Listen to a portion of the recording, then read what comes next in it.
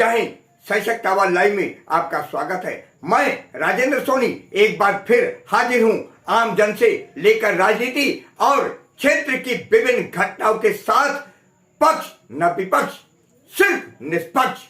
दिल्ली में आज अखिल भारतीय निर्वाणी अनी अखाड़ा के तत्वाधान में महरौली स्थित प्राचीन योग शक्ति मंदिर पर कुछ भूमाफियाओं द्वारा अवैध रूप से कब्जा कराने का मामला सामने आया है।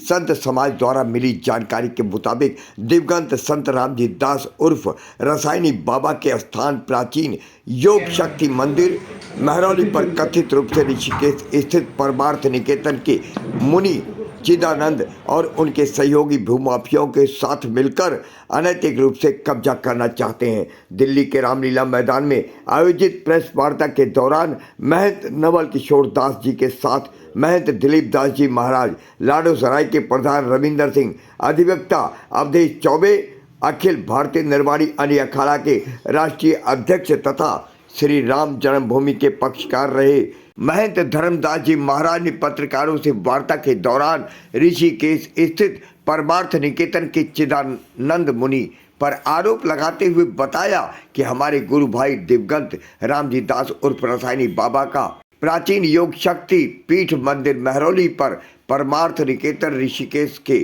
चिदानंद मुनि अपने सहयोगी भूमाफियों के साथ मिलकर हमारे मंदिर पर कब्जा करना चाहते हैं। देखिए आज की ये रिपोर्ट।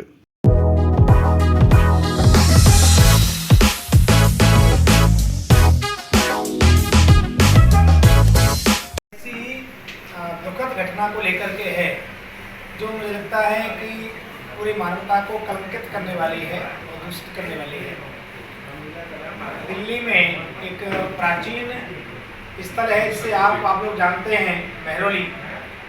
आज दुर्भाग्य से कुतुब मीनार के नाम से जाना जाता है। तो वहाँ पर एक बड़ा प्राचीन स्थल है योग शक्ति पीठ, और वहाँ पर हमारे अपने अखिल भारतीय श्री पंच निर्वाणी अनी अखाड़ा के हनुमानगढ़ी अयोध्या से संबंधित जो संत थे, नागा थे, श्री महंत श्री रामदास जी महाराज, इनको रसायनी बाबा के नाम से सब जानते थे। और तत्कालीन अधिकारी, राजनीतिक लोग, यहाँ तक देश की प्रधानमंत्री श्रीमती इंदिरा गांधी भी उनके प्रति श्रद्धा रखती रही। और उनका मूल नाम रसायनी रामदास जी था। अनेक प्रकार की औषधियों का उन्होंने प्रकृति के द्वारा तैयार किया, इसलिए उनको रसायनी बाबा के नाम से लोग जानने लगे। दुखद पिछले साल उनका देहावसान हो गया, और देहावसान में भी संदेहप्रद है। हमको ऐसा लगता है कि उनकी जो मृत्यु हुई वो स्वाभाविक नहीं, इसके मूल में संपत्ति को हड़पने की षड्यंत्र जैसा लगता है।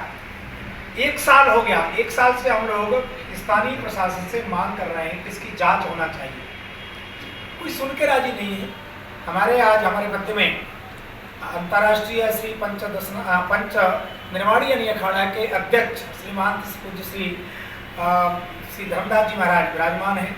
आप हनुमानगढ़ी अयोध्या जी में विराजते हैं। जो श्री रामदास जी महाराज ब्रह्मलीन हुए हैं वो आपके ही परिवार से थे, साधु परिवार। एक परिवार गृहस्थों का होता है, हमारा साधु परिवार अलग होता है। वो साधु परंपरा से थे। महाराज जी के समय में महाराज श्री कई बार वहाँ आए हैं, रहे हैं, सेवा की है। स्थानीय लोग उस महाराज जी को इस बात को जानते भी हैं, उन्होंने व्यक्त भी किया है, लिखित में भी किया है। तो पता नहीं स्थानीय प्रशासन, जिसमें स्थानीय पुलिस प्रशासन एवं एसडीएम किन कारणों से कोई निर्णय नहीं कर पा रहे हैं। उसमें एक परमार्थ निकेतन ऋषिकेश में है, इसके मुखिया हैं चिदानंद मुनि जी। हमारी परंपरा वैष्णव परंपरा है, हम लोग रामानंद दत्त परंपरा से हैं। इष्ट हमारे सीताराम जी हैं, वो अलग है, उनकी परंपरा अलग है, वो संन्यास परंपरा से है। अखाड़े द्वारे का नियम होता है जिस परंपरा का संत होता है वही बैठेगा। उसके बाद भी एक तो उनकी कहीं न कहीं परिचय के कारण कहिए, जबरदस्ती अधिकारियों पर दबाव कहिए, वो हमारे आश्रम पर अकारण कब्जा करना चाहते हैं। तो हमें लगा कि आप लोग एक हमारे आश्रय बन सकते हैं, क्योंकि आप छोटे स्तंभ हैं, तो आप तक अपनी बात पहुंचाएं। इस भाव को लेकर के महाराज जी ने आप सबसे निवेदन किया। बहुत बहुत आपका स्वागत। मैं महाराज जी से प्रार्थना करूंगा, कृपा करके अपनी बात रखें। ये जो प्राचीन योग शक्ति पीठ मंदिर जो है बहुत प्राचीन है, जहाँ पर शक्तियों की आराधना अनादिकाल से गांव और सभी लोग मिल करके करते थे। आज साल भर से इसको अस्त व्यस्त कर दिया गया है। यह में चितानंद मुनि इनमें सारा से सारा षड्यंत्रकारी है। उन्होंने फर्जी दस्तावेज बना करके, फर्जी कूटनीतिक चाल चल करके और उस पर जांच पड़ताल भी हो गया है।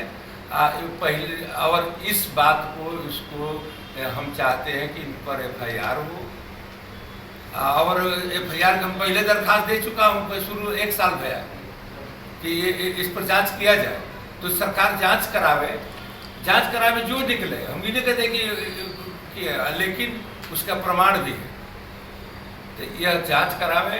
जांच करा के इन चितानंद मुनि परमार्थ आश्रम ऋषिकेश वालों को तत्काल जेल में दिया जाए। कौन सही है कौन गलत है वो तो बाद में निर्णय है, ये कोई इसीलिए कोर्ट में तो है नहीं, ये तो प्रशासनिक लोग अपने तरफ से किए हुए हैं। तो इस पर तत्काल आप लोग कृपा करें। मैं इतने कहता हूँ कि चितानंद मुनि को तत्काल इस विषय को जांच हो कि कैसे वो महाराज जी मरे, कैसे कूटनीतिक का नाम है कागज बनाया, कैसे क्या हुआ, इस पर जांच हो, जो निकले सो उस पर कार्रवाई हो। ज़्यादातर दिल्ली यहाँ के मूल निवासियों के खेतों में बसी है। मुझे लगता है कि इनको ज़्यादा पता है, क्योंकि उनके दादा परदादा वहाँ पर खेती रही तो हल भी चलाते रहे होंगे, महाराज जी की पूरी योगक्षेम व्यवस्था करते रहे हैं। तो मुझे लगता है हम सबसे ज़्यादा इनको जानकारी है। मैं प्रधान जी से निवेदन करूँगा कि अपनी बात करें। रसायनी बाबा बड़े बढ़िया दवाइयाँ बनाते थे, गांव की मदद करते थे। एक अलग माहौल हर साल की तरह त्यौहार की तरह मनाया जाता था नवरात्र। लेकिन जब से महाराज एक्सपायर हुए हैं, वहाँ कोई चितानंद महाराज का नाम ले रहे हैं, कोई हमने देखा नहीं उनको। लेकिन प्रशासन में उनकी कोई ऐसी पकड़ है जिससे प्रशासन से उतारा लगवा कर नोक लगवा दिया। ना तो गांव के लोग पूजा कर पा रहे हैं और ना जा पा रहे हैं। तो इस लड़ाई में गांव के लोगों की भावनाओं को ठेस पहुंची है। इसी विषय में हमने SDM साहब से रिक्वेस्ट करी, मीटिंग करने के लिए गांव की मीटिंग हुई, जिसमें गांव के लोगों ने ये कहा कि महाराज धर्मदास जी मंदिर को संभालें। अगर महाराज जी फेल होते तो गांव अपने हाथ में लेकर सरकार को सूचित कर देगा। प्रधान जी, ये कितने, अगर हम बात करें तो कितने दिन से लाग लगाया गया उसमें? ये 8-10 महीना हो गए करीब, साल भर करीब। 25/8/2022 को महाराज जी का संदेह रूप से उनकी मृत्यु हुई। एक वीडियो हम लोगों के पास है, वो बताया जाता है कि बाथरूम में वो गिरे, बिल्कुल दिगंबर भाव में है, तो वस्त्र न पहनाकर उनकी चाबी ढूंढी जा रही है। इसलिए लगता है कि कहीं ना कहीं इसमें संपत्ति की विपत्ति है। 1 वर्ष हो गए, सोचिए आप, सनातन परंपरा का पालन करने वाले संत का हम अंतिम क्रिया के बाद जो संस्कार विधान होता है वो नहीं कर पाए आज तक। उनकी कहीं ना कहीं आत्मा भटक रही होगी, उसमें हम सब अपराधी हैं।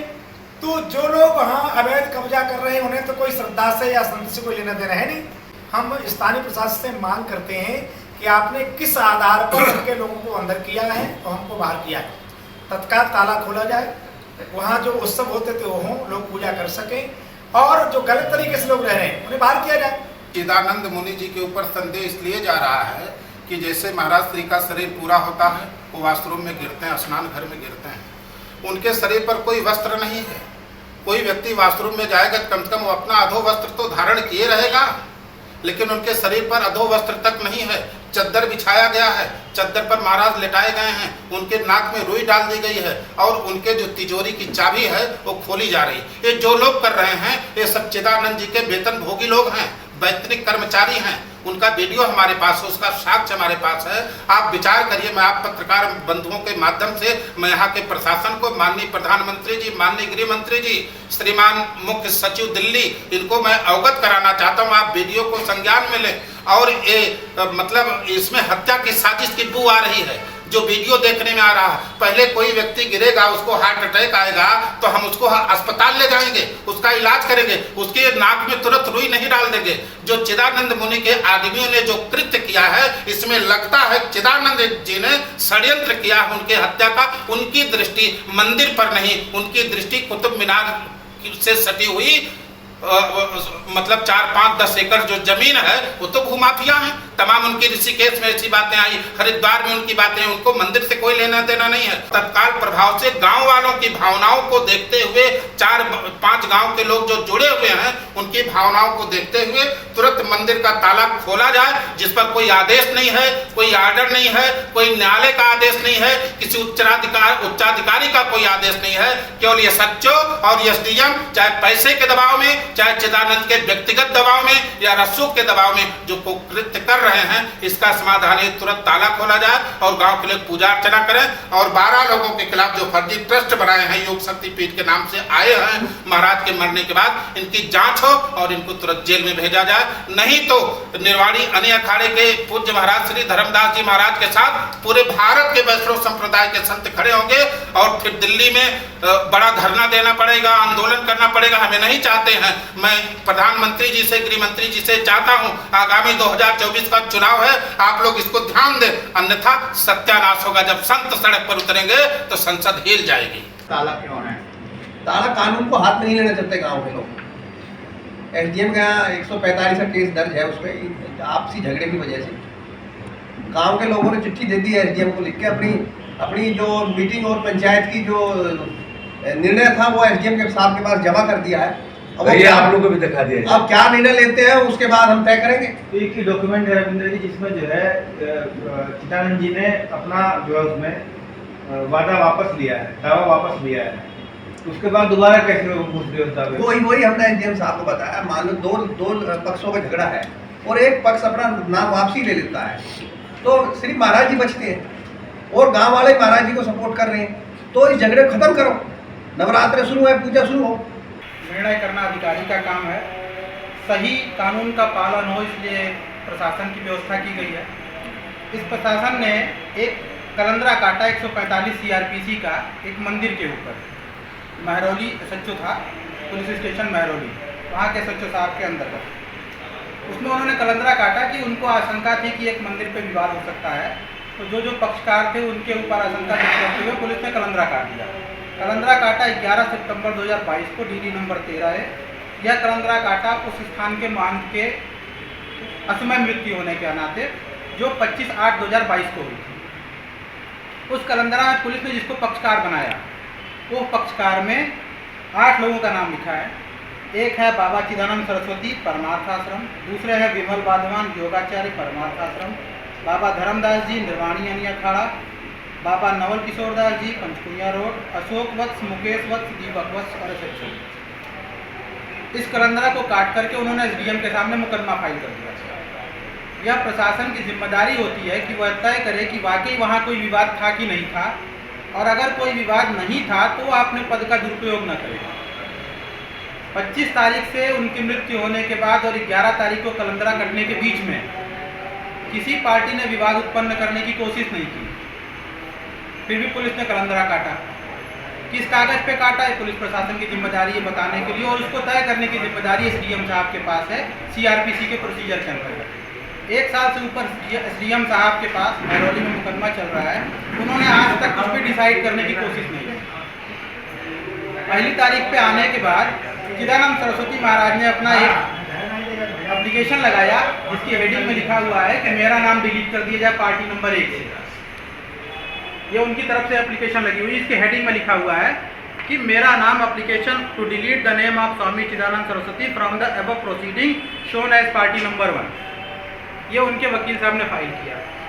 अगर उन्होंने पहली तारीख पे अपना नाम वापस करने का मुकदमा लगाया है तो यह प्रतीत होता है कि इसमें पुलिस ने जिसको पार्टी बनाया है वो गलत है, क्योंकि पार्टी खुद आके कह रही कि मेरा नाम डिलीट कर दिया जाए। क्रिमिनल प्रोसीडिंग में दूसरा कानून ये कहता है कि क्रिमिनल प्रोसीडिंग में पुलिस ने किसी को पार्टी बनाया है तो वह आदमी ये नहीं कर सकता कि मेरे स्थान पे कोई और इस मुकदमे को लड़ेगा, जबकि समझदारी से इस पत्र के तीसरे पन्ने पर उनकी एप्लीकेशन में ये एक कागज आ गया, योग शक्ति पीठ संस्था को मैं ऑथोराइज कर रहा हूँ, वही मुकदमा लड़ेगी। शासन प्रशासन किस तरीके से पद का दूसरे के दबाव में दुरुपयोग करता है और कैसे लोगों को समय मिलता है कागज बनाने के लिए, यह इसका उदाहरण है। अपने आसपास की खबरों के लिए देखना ना भूले सशक्त आवाज लाइव न्यूज चैनल। सब्सक्राइब कीजिए एक लाइक के साथ।